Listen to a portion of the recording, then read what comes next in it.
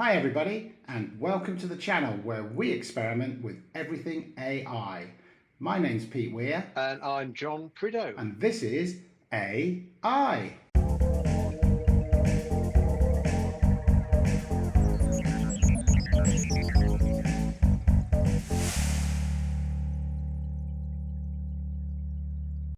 Pete and John here, and we're back talking everything AI and using the tools we come across and see where we go. It's a huge experiment.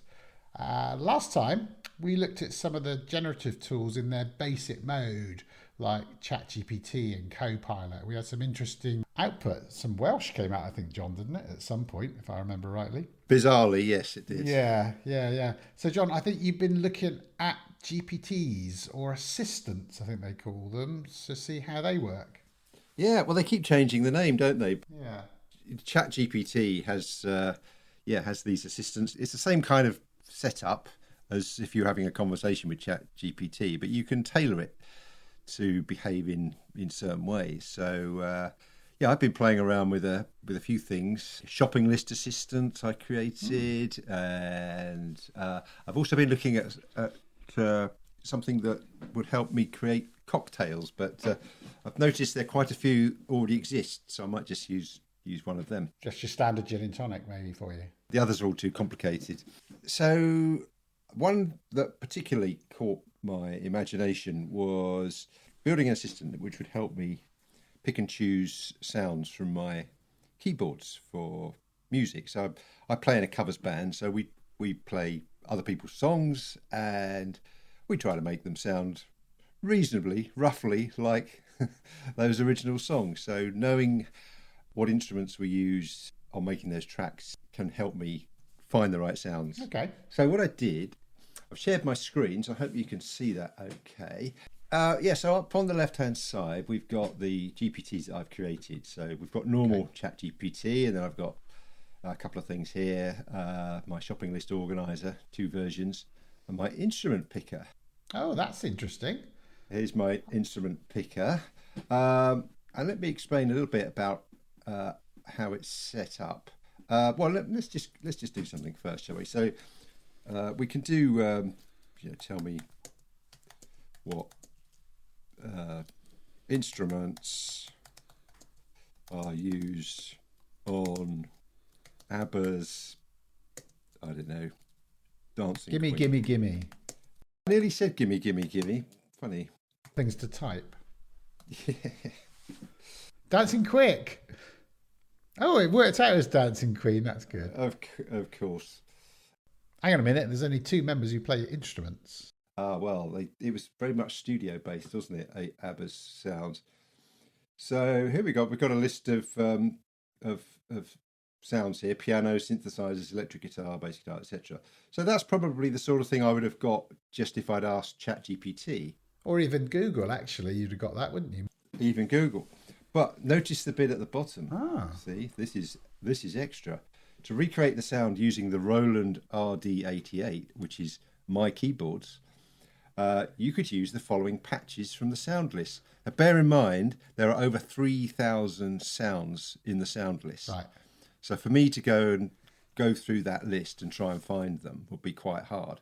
So what I've done, I've actually uploaded that list to ChatGPT, and in my GPT configuration, I've told it to use that list and to tell me what patches to use, and that's exactly what it's done.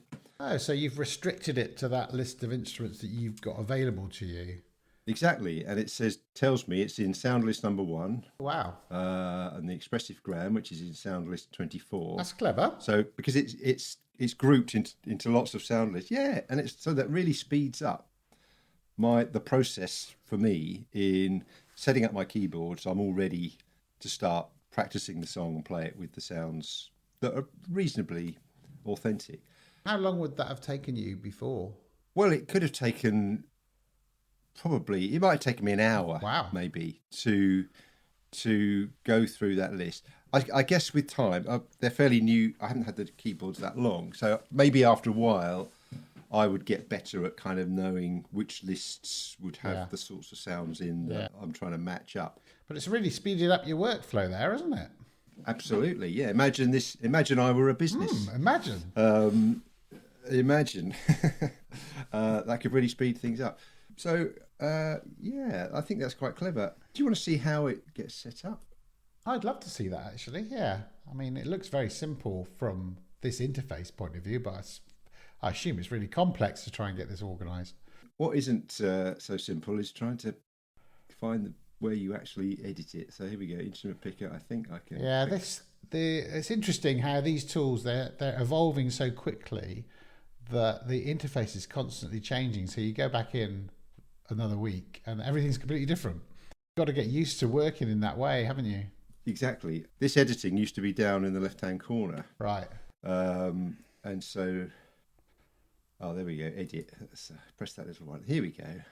So I speak to it, sort of have a conversation and build up the tool. I can say, I'd like to build a tool that can recognise the patches from my RD88, and it'll go. Oh, I'll do that for you. And what it does, it creates a little description here of the tool. So this ChatGPT acts as a musician advisor, specialising in identifying instruments and synthesizers used on records. It appears to be specialising in American spellings as well.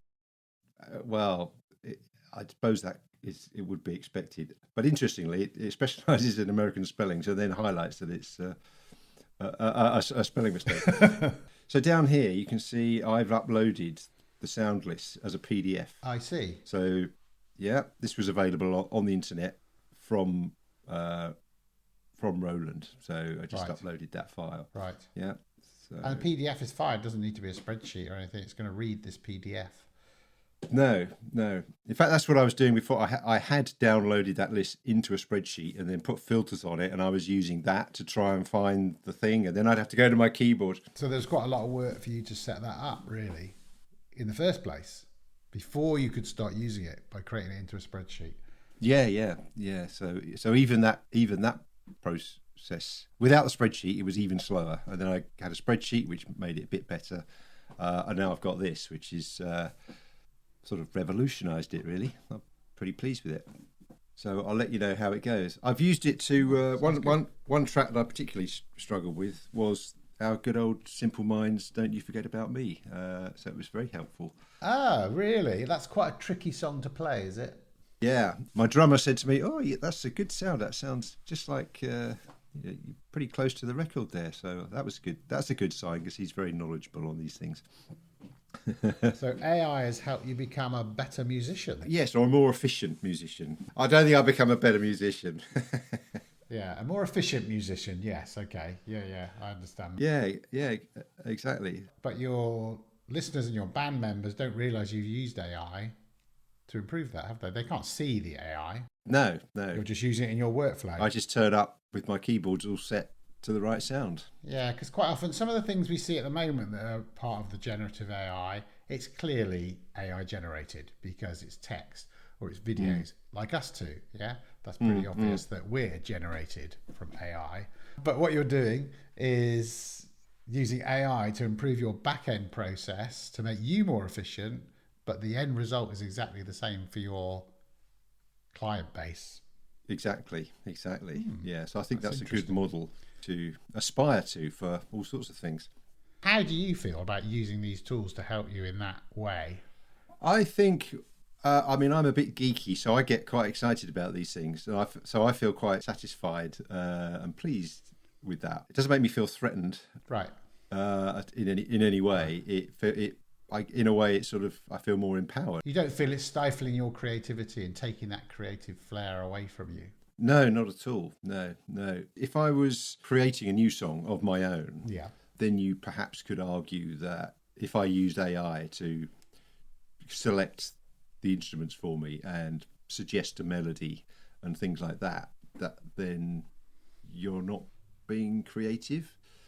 But on the other hand, if it can give you things that you perhaps hadn't thought about and that sparks something else, I think it could be helpful from a creative point of view. Yeah.